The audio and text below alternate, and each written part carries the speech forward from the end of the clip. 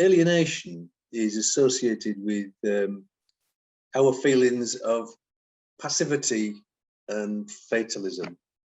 And it's like the world is threatening us, it's out of our control, it stands over us.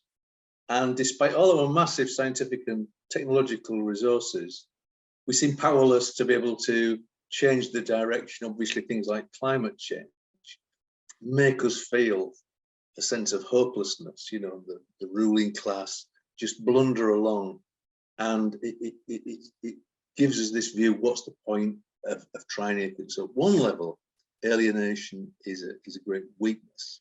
But Marxist theory of alienation explains why it is that workers accept the ideology, although never fully, of their exploiters. And it's used by Marx to cut through the surface appearances of capitalism, get down to what capitalism is really all about. And essentially, in short, alienation is about how a system of commodity production takes away from the producers mainly, but the capitalists as well. It takes away our humanity. It shrinks our characters down. It deforms us. We're not the full human beings that we could be to ourselves and to other people.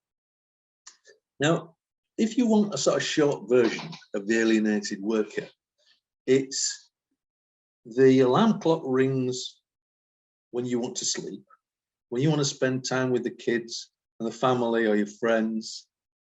You have to put on clothes that you wouldn't choose to wear, go to a place where you don't want to go, you make a product that you're not really that keen on, and you have to make that product in a way that somebody else dictates.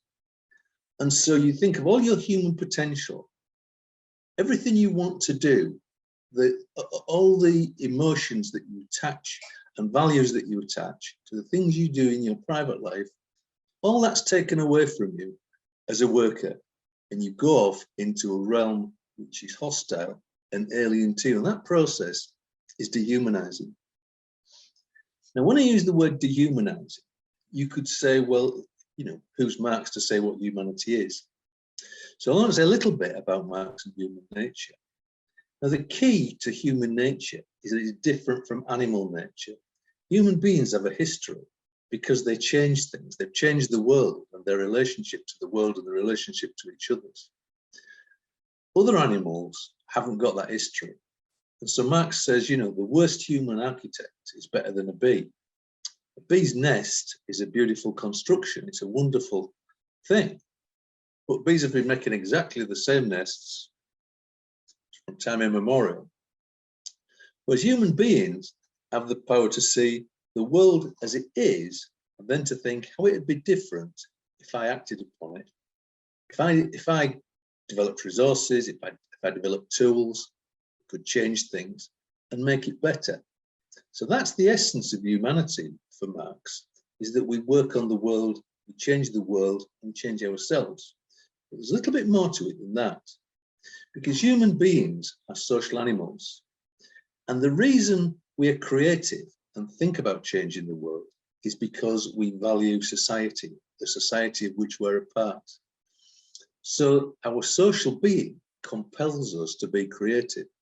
Our creativity rewards the group as a whole. So we cooperate, we use trial and error, we think consciously about our propensity to labour, and we invent tools to make that labour process better and more productive for us. Well, Marx never idealised pre-capitalist societies, feudalism and Roman Empire and what have you. But they're different in terms of the way in which human beings laboured in those societies. Workers in feudal society, for example, had some control over the product of their labour and the process. And that's because production was family-based, it was village-based. There was a limited division of labour, but the work that was done was recognisable. You could see who did what. You knew who to go to if you wanted a shirt or a pair of shoes or some food. You knew, provided that within the community. What capitalism did was to take that labour, which was in many ways freely given to help the community, and it reduced labour to a commodity.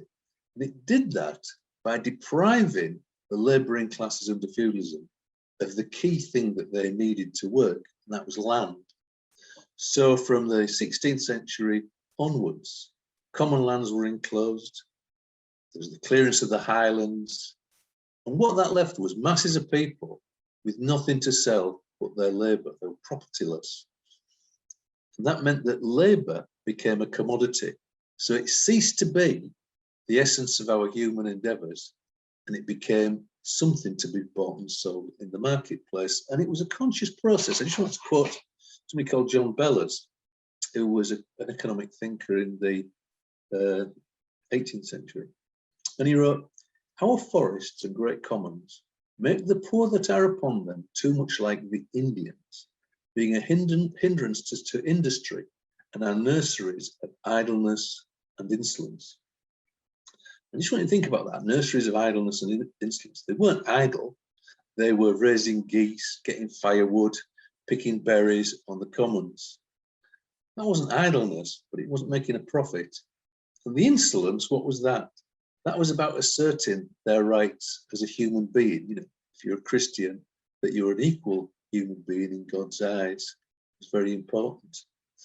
And workers fought to retain. They knew what was happening to them, and they fought very hard to control the product that they produced and to control the way it was produced. If you want to read about an historical example about that, read about the Luddites. I haven't got time to go into it. But basically, in the Industrial Revolution, advances in technology should have spelt a more productive and fruitful life for the majority. Instead, it spelt immiseration for the majority and an increase in power and wealth of the minority. Now, alienation isn't just about labour.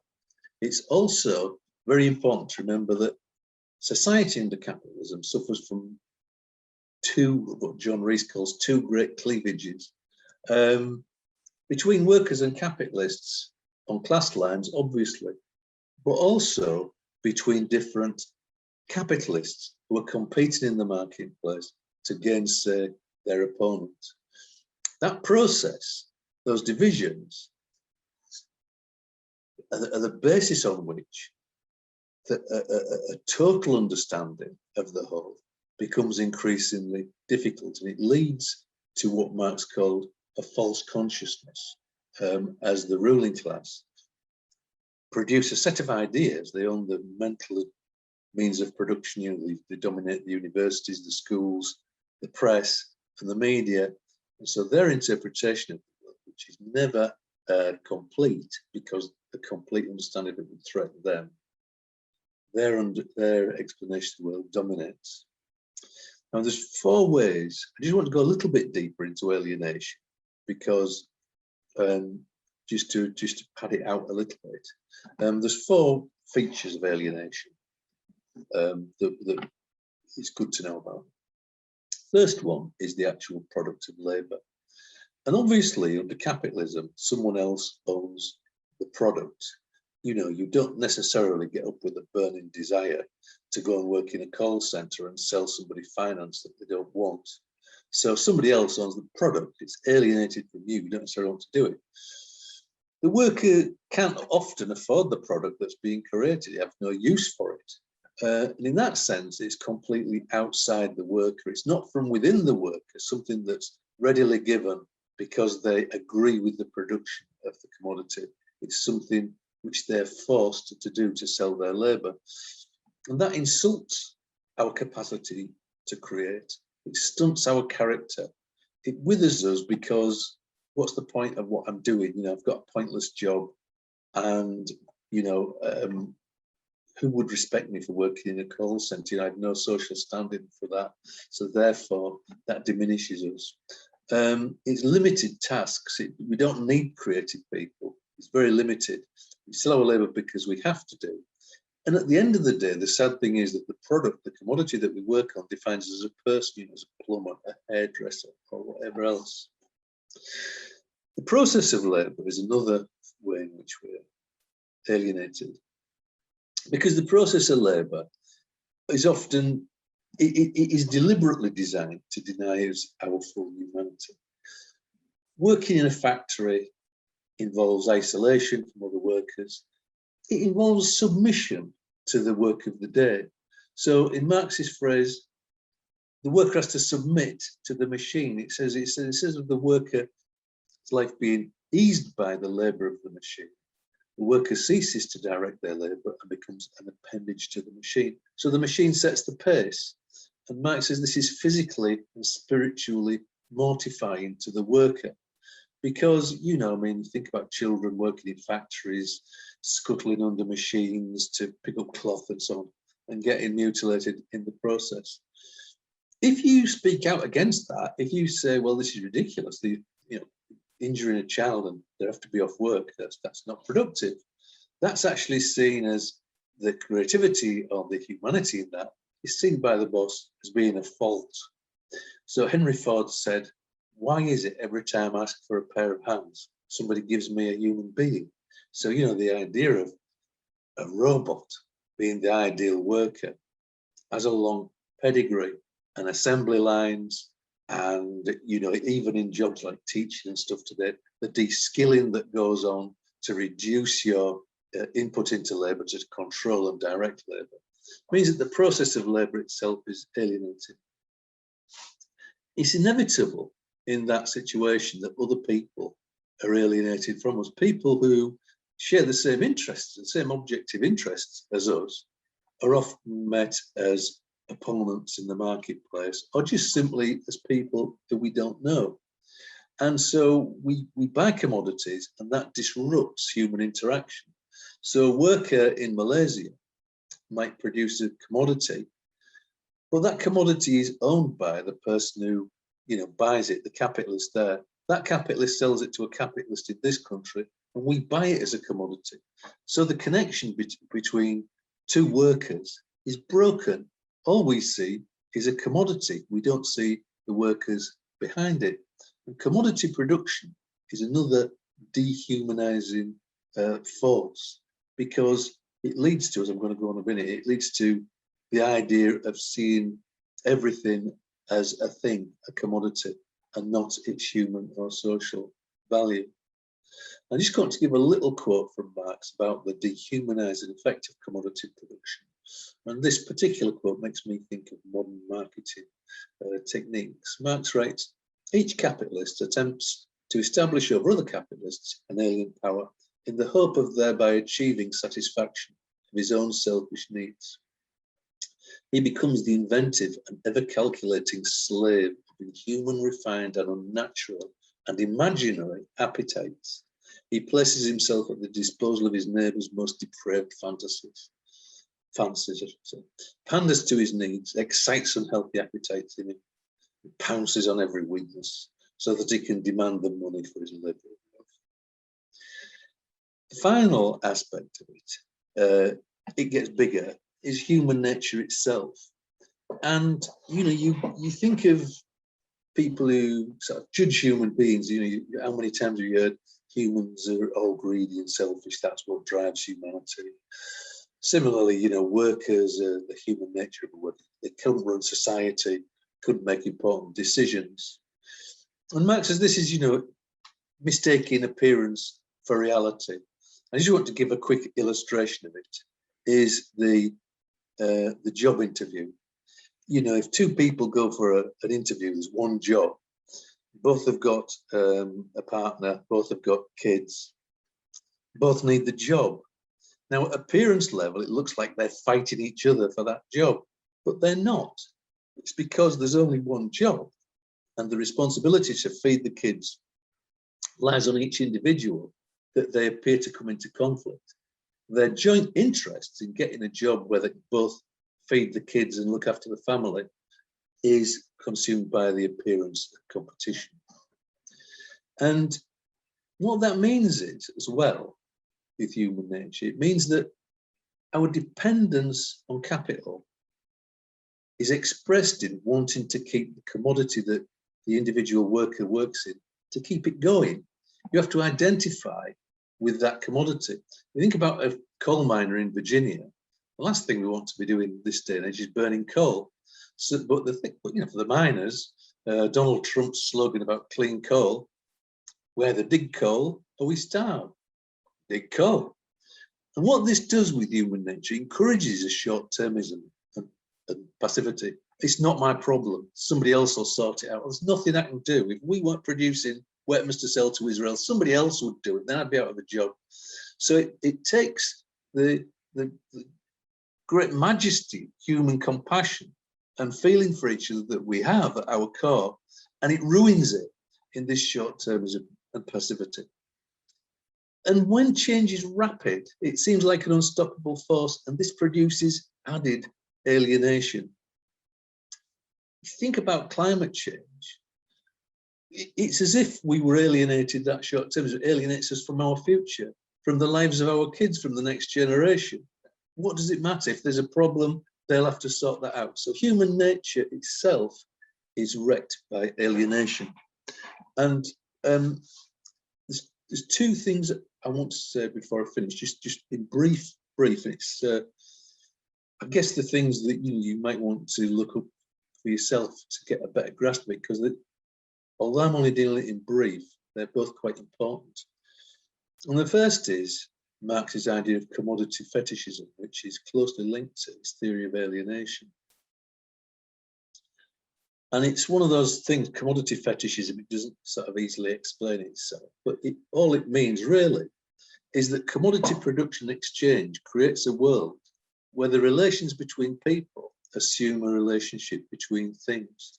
And Marxists from different persuasions and lots of work on, for example, relationships between people, it's like a marketplace looking for a partner, it's an exchange of physical attributes rather than a sort of pure idea of love or what have you. This is called reification, this idea of turning people into things. And I was trying to think of two examples that I could use to make the point of what reification is. And I came up with two. One was from a senior examiner at a college I used to work at. And I remember he proudly told a meeting of the staff before at the start of one term. He said that our students were funding units. That is a classical bit of reification, to reduce human beings into units of where we could get money for the college from.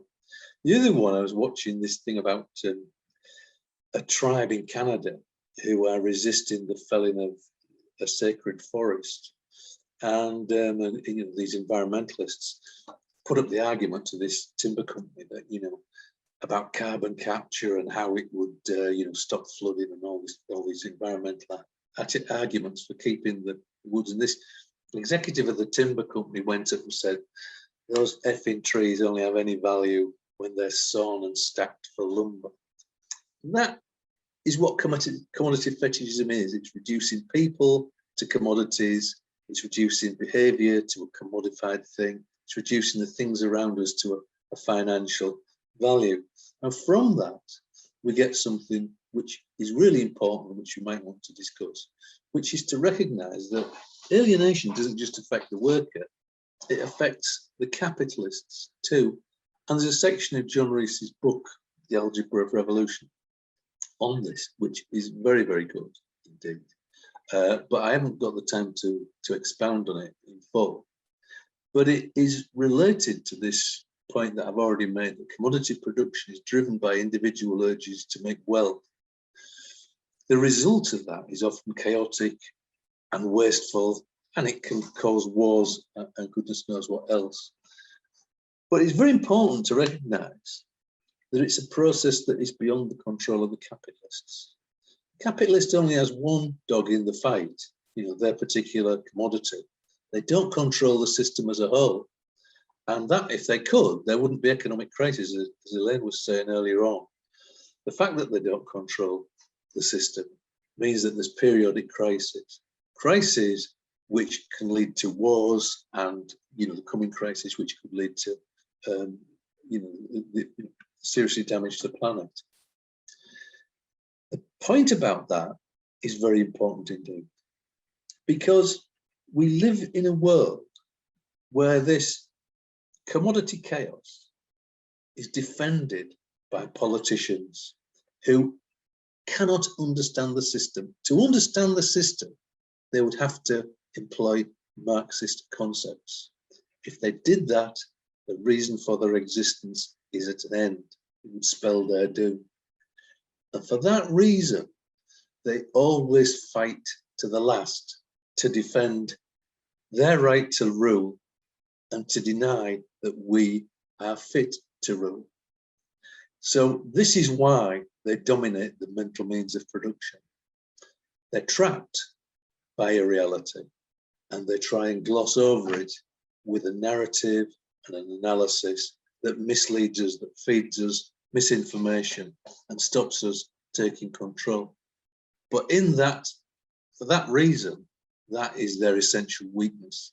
In terms of the coming crisis for climate change, they're going to just be passive, they're going to be fatalistic, they're going to say that only they can manage the crisis, and they're going to deny our chance to come together and really make a difference. I haven't got time to talk about, because alienation also underpins Marxist theory of revolution. I haven't got time to talk about that. It's really a separate meeting, actually. But all I want to say is this, that alienation is never total. The clapping or the support for the nurses in the COVID crisis shows that workers know which workers matter. If you look at the taking the knee controversy as well, you know, that blew up in the Tories' faces. Alienated workers were not so alienated that they were going to blame our, you know, the 3 black footballers for missing the penalties. Instead, there was a rally, an anti-racist rally. And the last point I want to make on that, because I just want to say it as an assertion that alienation, if it was, alienation's a prison, but escape is possible. If that wasn't the case, then we would all be walking around with our, you know, heads on our chests and accepting everything that Boris Johnson says. Nevertheless, there's an important thing about alienation. And I just want to quote an old friend and comrade, Tony Cliff. And he said this, he said, for the workers, nothing is worse than submission. Nothing is better than a fight. And that's the key for us going forward, is that the struggle isn't going to go away. It'll come in different forms, different shapes. And the more we fight, the more we overcome our alienation, and the, you know, the greater our chances of ending alienation and, you know, living in a socialist society.